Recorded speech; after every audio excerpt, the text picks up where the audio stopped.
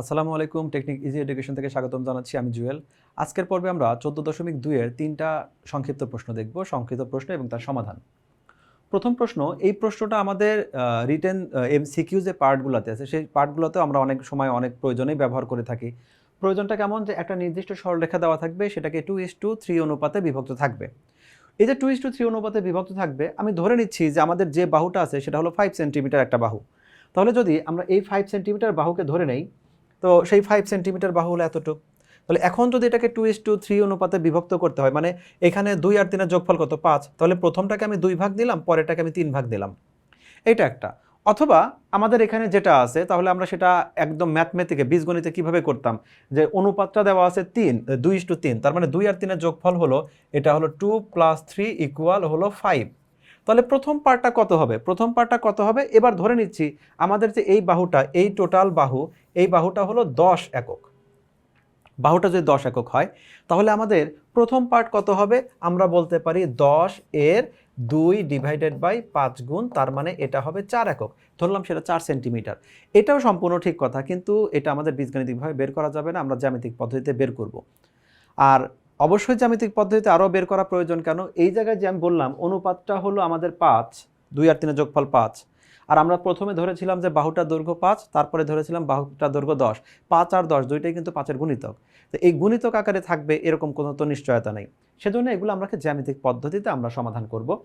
তো সমাধানটা আমরা এভাবে করব যে, যদি কখনো এরকম দেওয়া থাকে, প্রথমে বলা থাকবে যে বাহুটাকে তোমাকে বিভক্ত করতে হবে, সেই বাহুটা বলে দিতে পারে। যদি বলে একটি বাহুকে, তাহলে তুমি তোমার খেয়াল খুশি মতো যে কোনো একটা বাহু নিলেই হবে।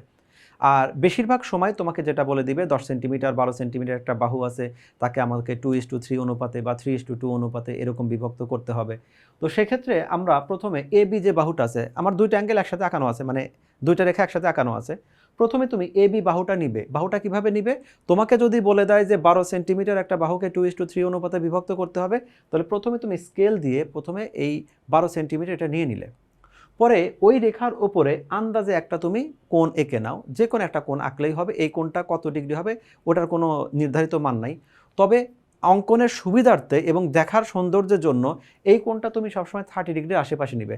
বড় হয়ে গেলে ওই অনেক দূর থেকে দাগগুলো আসবে, মানে অঙ্কন করাটা একটু কঠিন হয় আর দেখতে একটু কম সুন্দর হয়।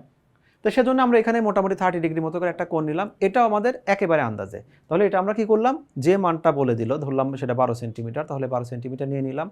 একটা আমি কোণ এঁকে নিলাম।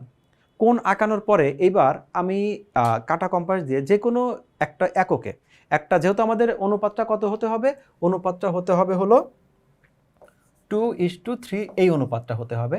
তাহলে আমি এইখান থেকে কম্পাস দিয়ে প্রথমে 2 একক নিব, তারপরে আমি আবার এখান থেকে 3 একক নিব।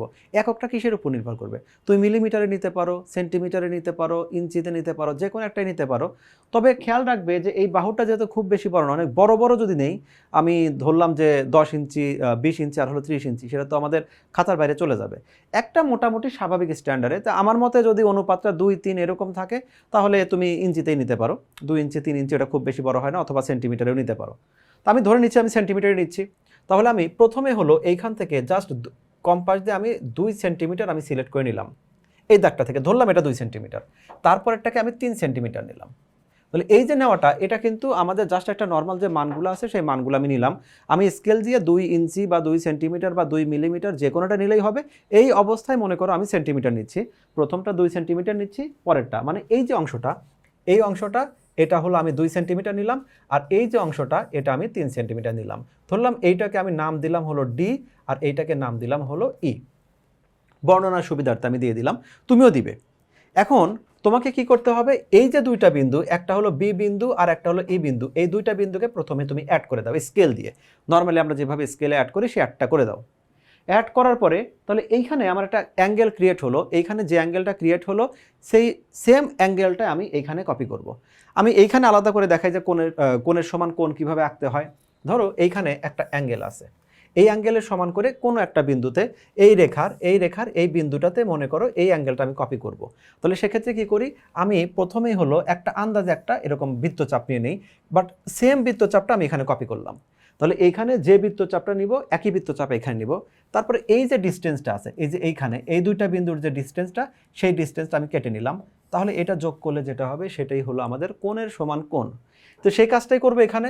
আমরা প্রথমে কাঁটাটা এখানে রেখে একটা বৃত্তচাপ নিব যে কোনো ব্যাসার্ধের, যে ব্যাসার্ধের যে বৃত্তচাপ নিলাম সেই বৃত্তচাপটাই কাঁটাটা এখানে রেখে আমি আরেকটা বৃত্তচাপ আঁকলাম। এবার এই যে আমাদের এই যে দুইটা ডিফারেন্স, এই ডিফারেন্সটা আমি এখান থেকে কেটে নিলাম, ডিফারেন্সটা মনে করলাম এরকম। তাহলে এবার এই বিন্দুটা যদি যোগ করি তাহলে এইখানে যদি আমাদের এক্স ডিগ্রি হয়ে থাকে, এইখানে আমাদের এক্স ডিগ্রি উৎপন্ন হলো।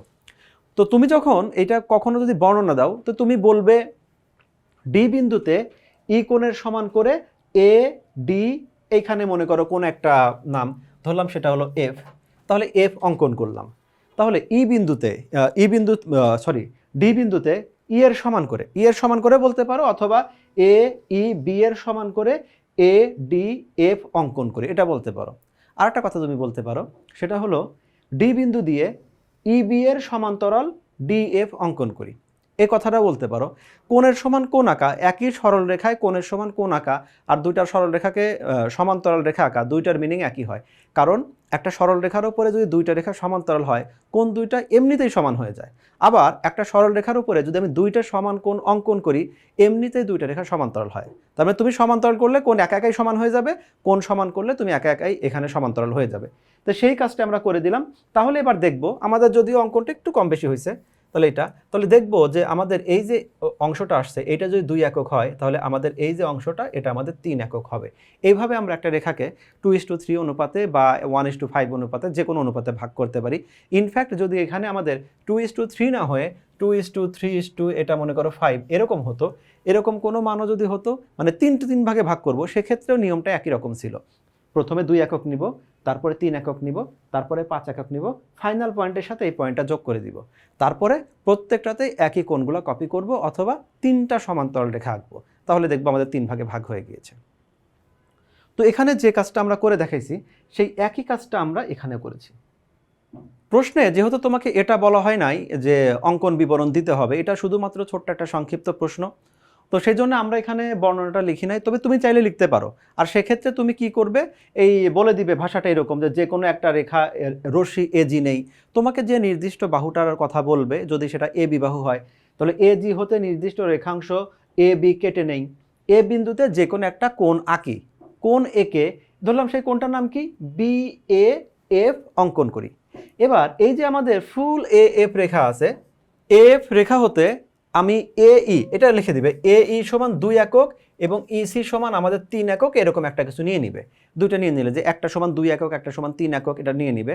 নেওয়ার পরে তারপরে আমরা শুধু এই দুইটা যোগ করলাম, ফাইনাল যে বিন্দুটা থেকে এই সি এর সাথে আমরা বি যোগ করব, তারপরে এখানে এই বি সি এর সমান্তরাল ইডি রেখা অঙ্কন করি। তাহলে ডি বিন্দুতে এই রেখাটা 2:3 অনুপাতে অন্তর্বিভক্ত হয়েছে। এখানে বারবারই আলোচনা করা হচ্ছে অন্তর্বিভক্ত তার মানে বহির্বিভক্ত অবশ্যই আছে, তো অন্তর্বিভক্ত বহির্বিভক্ত দুইটাই থাকে। আপাতত তোমার শুধু অন্তর্বিভক্তটা নিয়ে আলোচনা করা হয়েছে। ক্লাস 9-10-এ বহির্বিভক্ত শুধুমাত্র আমরা ওই স্থানাঙ্ক বা ভেক্টরে গিয়ে 2-1টা আমরা ম্যাথ পাই, তো জেনারেল ম্যাথে আমরা শুধু অন্তর্বিভক্তই পাবো। তো এভাবে আমরা একটা সরলরেখাকে নির্দিষ্ট অনুপাতে, এখানে 2টা অনুপাত দেখানো হয়েছে, 2টা 3টা বা তার বেশি অনুপাতে আমরা বিভক্ত করতে পারি। পরবর্তী এই চ্যাপ্টারে আরেকটা প্রশ্ন আমরা খেয়াল করি।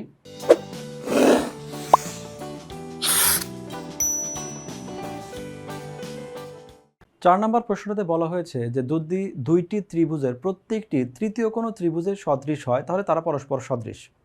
তার মানে এখানে বোঝাচ্ছে, আমি এখানে যদি এইভাবে লিখি, আমাদের এখানে যে 1 এবং 2 এই দুইটা যে ত্রিভুজ আছে এরা হলো প্রথম দুইটা ত্রিভুজ, তৃতীয় ত্রিভুজ যেটা PQ আর এটা হলো তৃতীয় ত্রিভুজ। তাহলে এখন আমাকে শর্ত দিয়ে দিল কি, প্রথম এই এ কোণটা সেটা হলো পি কোণের সমান এবং ডি কোণটাও পি কোণের সমান। আমি শুধু একটা বলি, বাকিটা সবগুলো একই কথা হবে। যদি এ কোণ পি কোণের সমান হয়, ডি কোণ পি কোণের সমান হয়, তাহলে আমাকে প্রমাণ করতে হবে এ সমান ডি, এই কথাটা। তো আমি এই কথাগুলোই শুধুমাত্র পাশের চিত্রে আমি নোটে গিয়ে বুঝাবো। সেক্ষেত্রে আমরা এই 3 নাম্বার কোণটাই আমরা ত্রিভুজটা মাঝখানে রেখেছি, আর 1 আর 2 দুইটাকে দুই পাশে রেখেছি। মানে কথাগুলো একদম ছোট মানুষের মতো, যে এ সমান যদি বি হয় আর বি সমান যদি সি হয় তাহলে এ আর সি পরস্পর সমান, এই টাইপের কথা। কিন্তু এই কথাগুলোতে আমরা সহজে রিপ্রেজেন্ট না করে, মানে জ্যামিতিকভাবে যেভাবে ভাষাগুলো ইউজ করতে হয় সেই ভাষাটা ইউজ করব। প্রথমে একটু হালকা এখানে দেখে নেই, এখানে এই দুইটা ত্রিভুজের মধ্যে কি কম্পেয়ার করা হয়েছে। এখানে বলা আছে যে প্রথম কথা কি, এই ত্রিভুজটায় প্রথম আর দ্বিতীয় দুইটা ত্রিভুজ আমাদের তৃতীয়র সাথে সদৃশ, অর্থাৎ ত্রিভুজ এবিসি এবং ডিইএফ 1 এবং 2 দুইটাই আমাদের কার সাথে সদৃশ? সদৃশ হবে আমাদের এই ত্রিভুজটার সাথে সদৃশ, এটার সাথে মিলে যায়। প্রথমটার অ্যাঙ্গেলটাও আমাদের তৃতীয়টার সাথে সম্পূর্ণ মিলে যায়, দ্বিতীয়টাও সম্পূর্ণ তৃতীয়টার সাথে মিলে যায়। আর তোমাদের নিশ্চয়ই সদৃশ কথাটার অর্থ মনে আছে। সদৃশ হলো যদি দুইটা বহুভুজের মধ্যে ধারাবাহিকভাবে কোণগুলো একটার সাথে একটা মিলে যায়।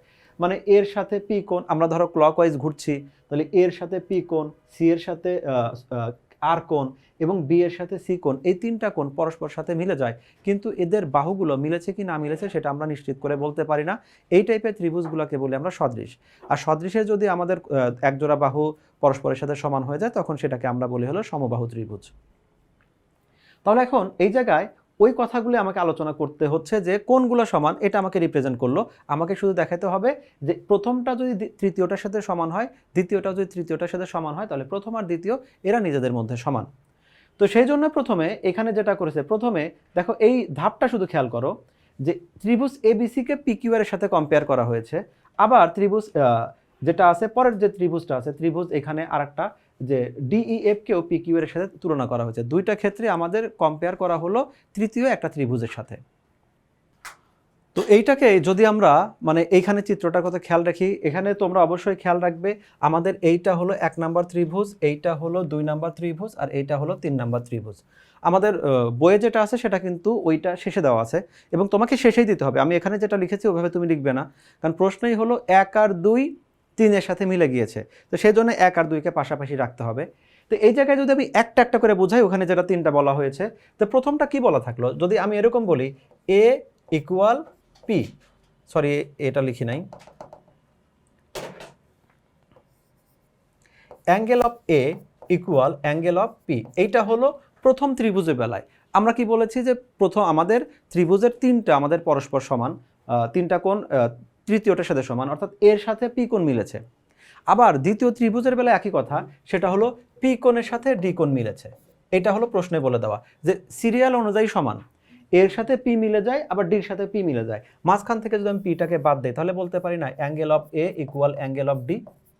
একই কথা আমি বাকিগুলোর ক্ষেত্রেও বলতে পারি।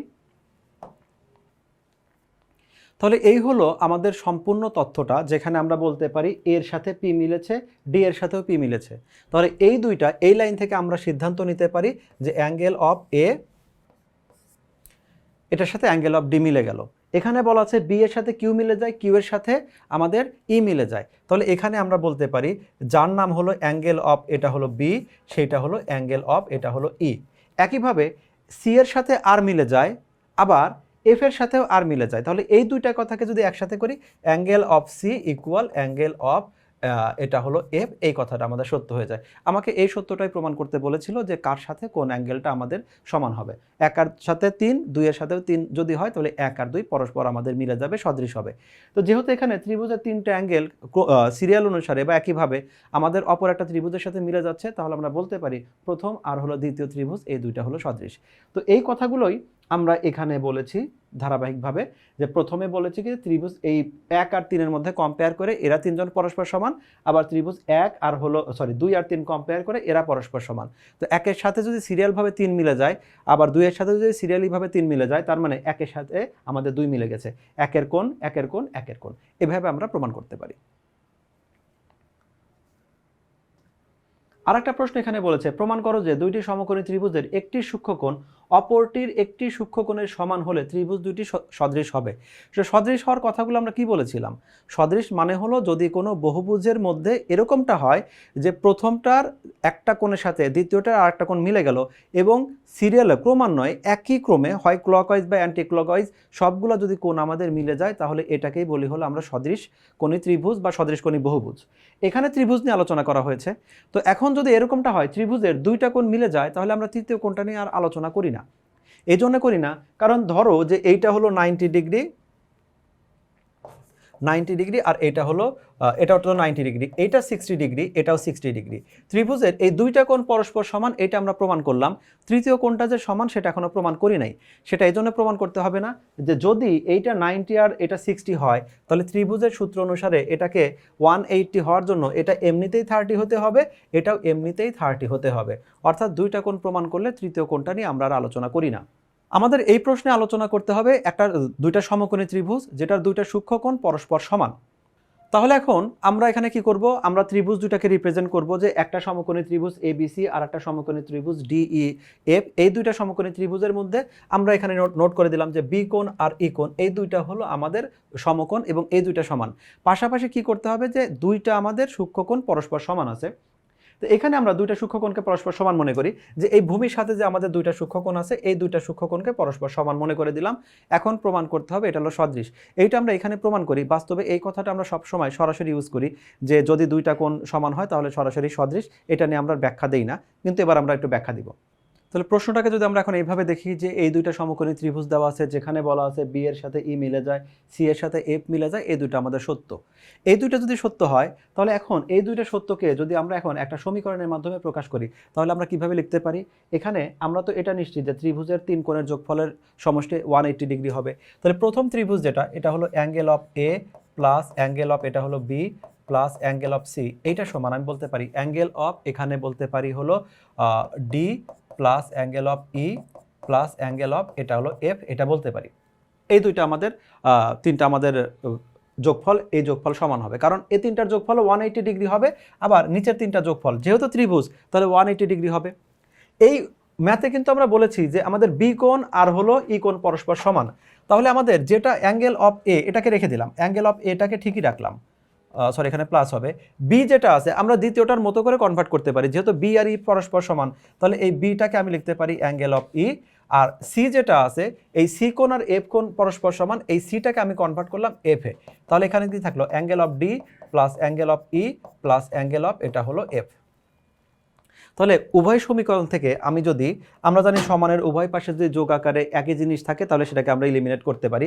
এফ এর সাথে এফ বাদ দিতে পারি, ই এর সাথে আমরা ই বাদ দিতে পারি।